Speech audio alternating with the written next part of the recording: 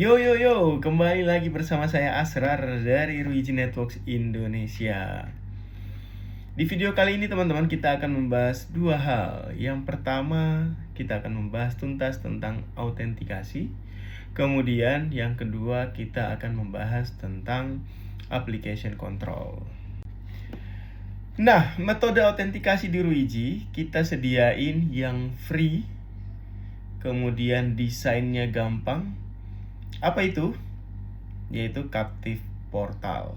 Nah, jadi setiap orang yang ingin terkoneksi ke dalam jaringan, baik itu menggunakan jaringan kabel ataupun jaringan WiFi, itu harus terautentikasi dahulu sebelum dia bisa mengakses jaringan secara penuh. Gitu ya, teman-teman. Jadi, kalau kita tidak menggunakan metode autentikasi, maka ini akan sangat berbahaya. Kita masuk ke pembahasan yang pertama, yaitu autentikasi. Apa itu autentikasi, teman-teman? Faktanya, ternyata ini di lapangan masih banyak office yang keamanan jaringannya sangat lemah.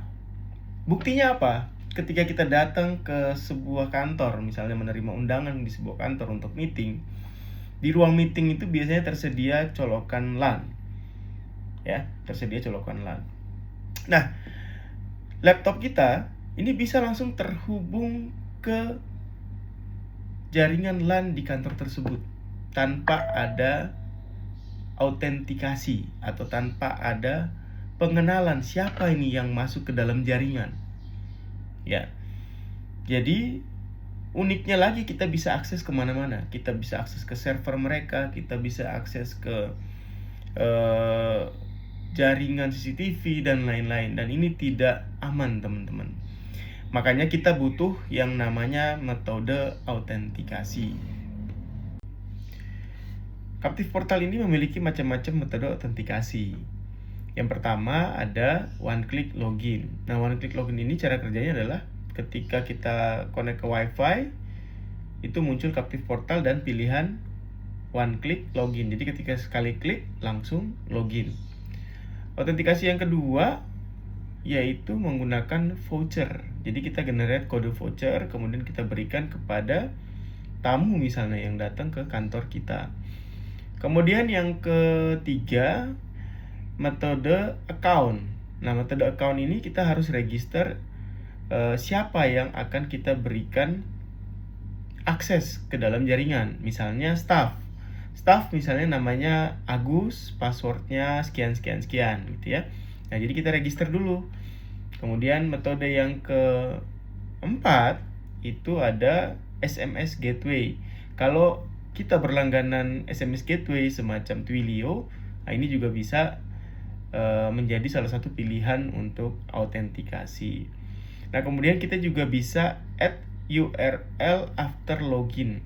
Apa tuh URL after login? Jadi ketika usernya berhasil login, bisa ke redirect ke URL yang kita tentukan, misalnya www.detik.com.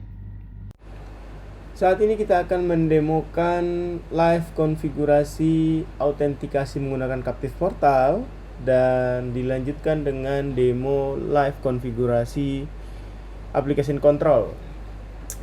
Baik, sekarang kita lihat di sini saya punya real project. Ada satu buah router EG305, kemudian ada satu buah switch PoE IS205 dan satu buah access point RAP72.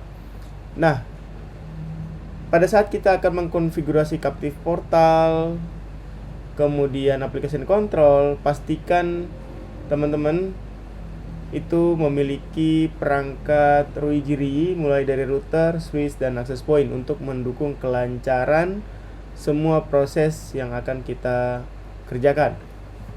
Baik, di sini saya sudah punya network yang sudah saya buat tadi, ada 3 buah network. Network VLAN 10 ini untuk staff WiFi, kemudian VLAN 20 untuk staff wire, dan VLAN gas VLAN 100. Ya, jadi staff itu kita bikin Captive Portal tidak hanya untuk WiFi-nya, tapi untuk jaringan kabelnya juga. Jadi ketika ada yang nyolok ke switch, tidak bisa langsung otomatis terkoneksi, tetapi harus masukin dulu username dan password di Captive Portal. Sekarang kita mulai konfigurasi Captive Portal. Kita masuk ke fitur ke menu autentikasi dan account. Kemudian Captive Portal. Di sini kita add Captive Portal, kemudian kita masukin policy name-nya untuk staff untuk yang pertama kali. Kemudian di sini ada cloud autentikasi, policy modenya. Kemudian untuk autentikasi device, ini RII Gateway. Kenapa RII Gateway? Kalau kita menggunakan RII Gateway di jaringan kita, maka bandwidth manajemennya jalan, kemudian application controlnya juga jalan. Berbeda halnya kalau kita pilih access point sebagai autentikator. Nah, kita tinggal kita lebih baik menggunakan RII Gateway sebagai autentikator. Sekarang kita tinggal pilih networknya yang mana mau kita buat Captive Portal. VLAN 10 dan VLAN 20 untuk staff. Kemudian seamless online-nya 1 minggu. Jadi kalau kita bikin 1 minggu, nanti 1 minggu kemudian baru si staff ini masukin username password kembali. Sekarang kita add patch-nya. Teman-teman bisa berkreasi sendiri untuk add patch-nya. Kita bikin policy untuk staff dulu. Loginnya menggunakan account. Kemudian kita bisa edit post login URL. Ini kita bisa arahkan ke URL manapun yang kita mau. Kemudian ini saya pilih gambar yang sudah ada aja. Teman-teman bisa upload logo dan bisa upload background juga sesuka hati teman-teman. Kemudian saya tinggal okein aja teman-teman. Kalau sudah, setelah ini kita bisa add Captive Portal untuk guest. Nah ini kan tinggal kita pilih staff, kemudian kita oke. Jadi Captive Portal untuk staff sudah selesai kita buat. Oke, kita menunggu sebentar prosesnya. Nah, sudah jadi Captive Portal untuk staff. Kita add kembali Captive Portal untuk guest. Oke, guest VLAN-nya VLAN 100. Kemudian seamless online-nya kita 1 hari aja nggak apa-apa. Jadi kalau 1 hari ini biasanya tamu kan paling lama 1 hari doang ya. Paling cepat maksudnya 1 hari. Jadi dia nggak tiap hari datang. Nah kemudian kita add patch untuk si guest-nya. Loginnya menggunakan voucher. Kemudian ganti gambarnya, terserah teman-teman bisa berkreasi di sini. Saya mau cepat aja. Oke. Kita udah berhasil buat patch-nya, kemudian kita tinggal pilih guest, kemudian kita oke. Setelah ini kita bikin user manajemennya ya, mulai dari grup kita bikin voucher dan kemudian kita bikin user. Oke. Jadi sudah ada 2 Captive Portal sini. Sekarang kita masuk ke user management, autentikasi dan account, kemudian user management. Kita pertama kali bikin adalah user groupnya dulu. Pertama kita bikin grup untuk staff, kemudian 1 username bisa untuk 2 device. Periodenya karena dia staff unlimited, nanti kalau dia resign di delete username passwordnya. Kemudian maksimalnya di 10 Mbps ya.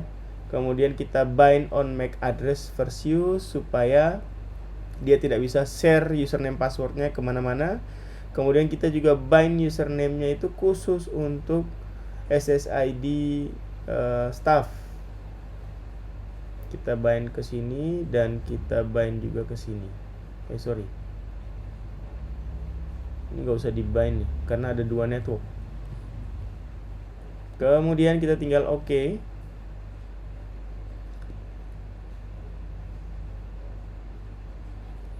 Setelah itu kita tambahkan lagi grup untuk guest. Ini 1 guest bisa untuk 2 device. Periodenya 1 hari aja. Kuotanya unlimited, speednya kita kasih 5 mega. Kemudian kita bind MAC address first use. Kita juga bisa bind ke guest dan oke. Sudah selesai bikin user group. Sekarang kita bikin account untuk staff. Contoh namanya Agus, passwordnya 1 sampai 0. Ini contoh aja. User groupnya staff. Kemudian kita okein. Habis itu kita generate voucher. Add vouchernya, kuantitinya misalnya 3 voucher, user groupnya guest. Ini bisa kita pilih angka aja supaya gampang, kemudian di OK-in. Setelah selesai kita bikin ini, saatnya kita mencoba. Saatnya kita coba Captive Portal yang sudah dibuat tadi di SSID guest dan SSID staff. Kita coba dahulu di SSID staff.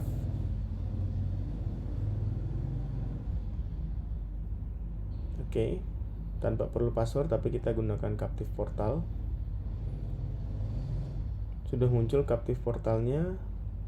Tinggal kita masukin username-nya Agus, passwordnya 1 sampai 0. Kemudian kita login. Tunggu beberapa saat.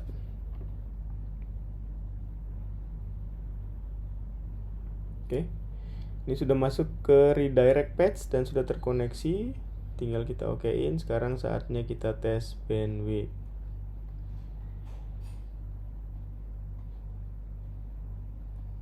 Apakah mendapatkan bandwidth seperti yang kita setting tadi di user group?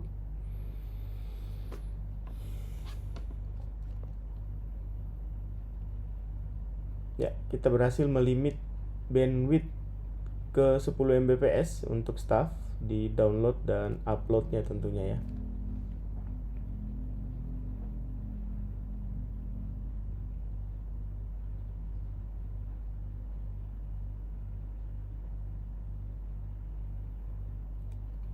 Oke, sudah selesai. Sekarang kita coba untuk jaringan guest-nya. Sekarang kita connect ke SSID guest untuk tes input kode voucher dan tes bandwidth.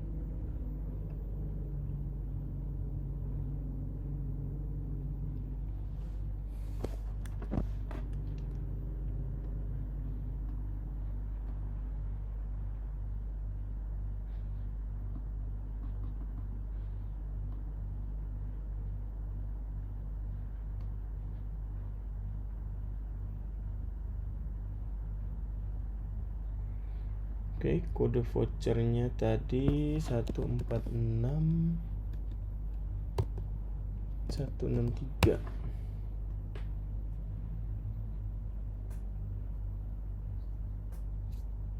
Oke, berhasil ke redirect ke halaman ruijinetworks.com. Tinggal tunggu beberapa saat sampai muncul kode centang di sini.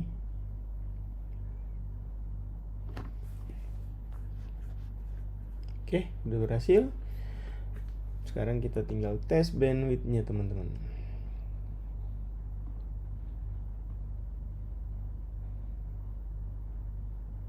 Oke.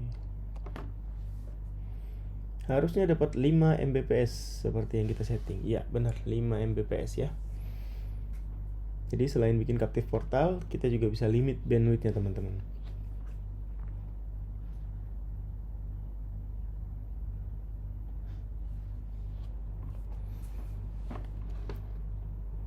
Oke, cukup. Sekarang kita lanjutkan ke application control. Oke, kita lanjutkan demo ke application control. Menunya ada di mana? Di flow dan apps control. Kita akan coba yang pertama adalah kita mengontrol speed aplikasi tertentu saat user menggunakan aplikasi tersebut. Oke, kita masuk ke flow control, kemudian custom traffic control policy, kemudian kita add application traffic control. Kita arahkan ke VLAN mana yang mau kita kontrol, misalnya VLAN staff wifi. Kemudian kita pilih aplikasi apa yang mau dikontrol, misalnya YouTube. Oke, kemudian TikTok, kemudian Instagram, kemudian apalagi Facebook. Oke, kemudian kita rate limitnya jangan bisa pakai overall rate limit atau per IP rate limit. Kalau saya senangnya pakai per IP rate limit. Kemudian kita tentukan maksimum bandwidth yang dipakai aplikasi itu berapa, misalnya 50 Mbps. Kemudian overall minimumnya 1 Mbps. Kemudian setiap user yang mau akses ke aplikasi itu kita kasih 3 Mbps aja cukup, atau 2 Mbps. Walaupun si staff sebenarnya kita limit tadi di 10 Mbps. Tapi kalau si staff mau akses ke aplikasi-aplikasi yang kita tentukan ini, maka dia cuman akan dapat bandwidth 3 Mbps. Effective time-nya kita pilih all time, kemudian apps control untuk name-nya. Name-nya terserah ya. Tinggal okein. Kemudian, jadi dengan policy seperti ini, walaupun staff punya bandwidth 10 mega setiap usernya, tapi kalau staff ini akses ke aplikasi 4 ini, dia hanya akan mendapatkan 3 Mbps dengan maksimum bandwidth keseluruhan di 50 Mbps. Oke. Kemudian sekarang kita tes blocking apps. Nah, kalau tadi kita limit bandwidth, sekarang kita block apps-nya. Kita pilih VLAN-nya sama kayak tadi, staff VLAN 10, kemudian kita pilih website yang mau diblok. Aplikasi yang mau diblok. YouTube misalnya kita blok, Instagram kita blok juga, kemudian Facebook juga kita blok, kemudian apalagi ya, TikTok. Nah, oke, kemudian effective time-nya ini kita bisa custom pakai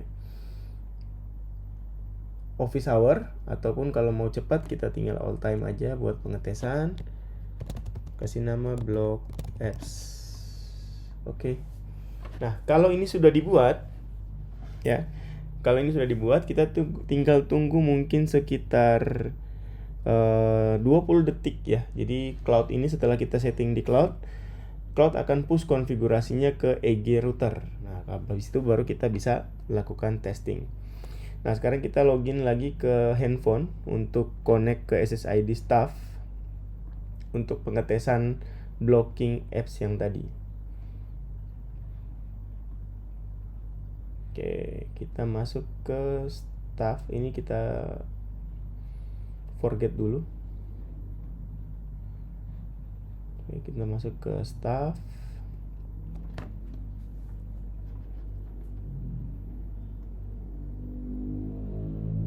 Pastikan dia terkoneksi ke SSID staff, oke. Lalu kemudian baru kita tes aplikasi yang sudah kita blok tadi.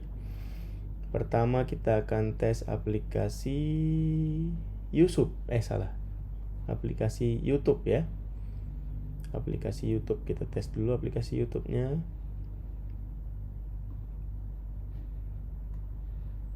Oke, kita coba search apa yang mau di search. Ya, kita klik salah satu video. Ini berhasil terblokir ya. Jadi kita sudah selesai untuk konfigurasi Captive Portal dan juga konfigurasi application control sampai ke limitasi bandwidth. Jadi sampai di sini dulu video untuk kesempatan kali ini. Sampai bertemu lagi di video-video selanjutnya. Bye bye. Assalamualaikum warahmatullahi wabarakatuh.